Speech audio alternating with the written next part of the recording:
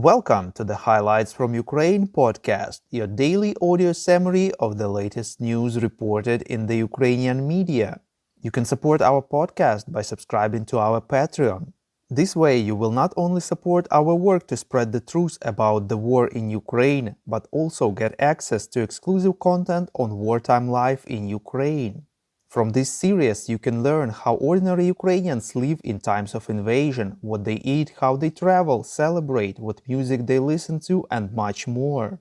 To subscribe to our Patreon, follow the link in the description to this episode. My name is Artem, and here is the news. For 187 days, Ukraine stands strong against the forces of the Russian invasion. Ukrainian forces started counteroffensive in the Kherson region, reports NVUA.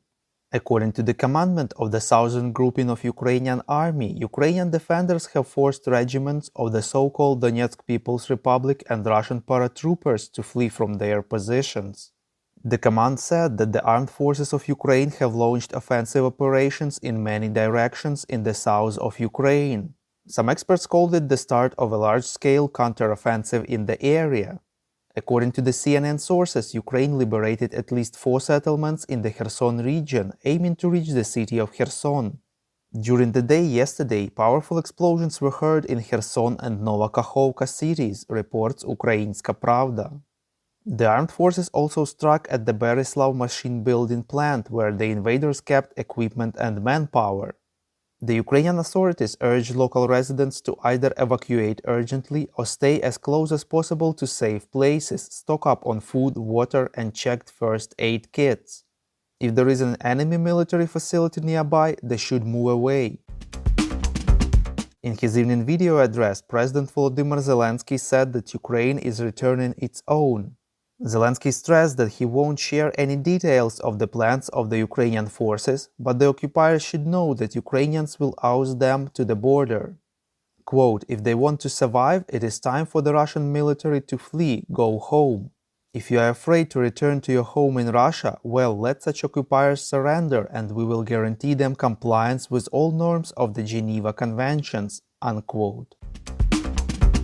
The General Staff of Ukraine informs that the enemy continues to focus its efforts on establishing full control over the territory of Donetsk region, maintaining the captured districts of Kherson, part of Kharkiv, Zaporizhia and Mykolaiv regions, reports Union. The Russian forces tried to conduct an offensive near Udy in the Kharkiv region, Shnurky in the Slovensk direction, Shumy, Kodema and Zaitseva in the Bakhmut area, and near Marinka Novomykhailivka in the Avdiivka area. The Russian troops were pushed back.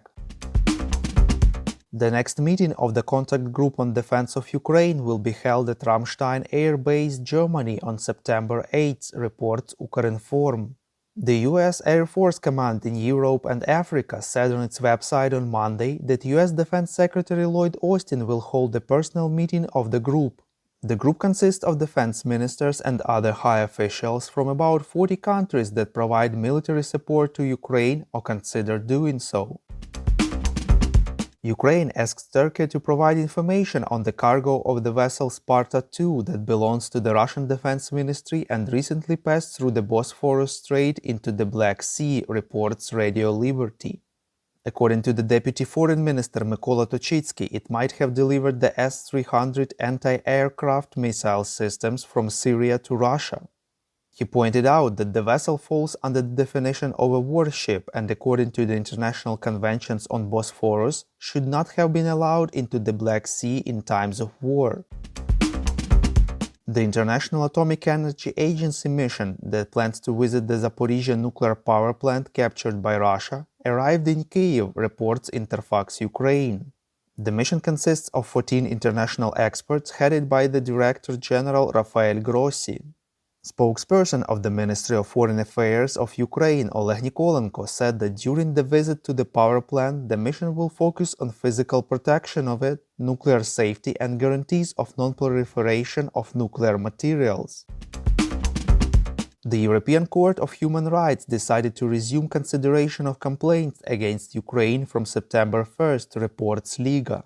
With the start of the Russian invasion, the court paused all proceedings that involved Ukraine as the responsible side. Sweden announced plans to provide an approximately $100 million support package to Ukraine, reports Interfax Ukraine. Swedish Prime Minister Magdalena Andersson said that half of it will go to military aid based on Ukraine's requests, another half aimed to support Ukraine's economy, resilience, and recovery. At the same time, Norway considers the possibility of allocating about $200 million to Ukraine for the purchase of natural gas in the coming autumn-winter period. We call on you to demand from governments of your countries to impose the toughest sanctions possible on Russia and its citizens to stop their invasion of Ukraine. Thank you.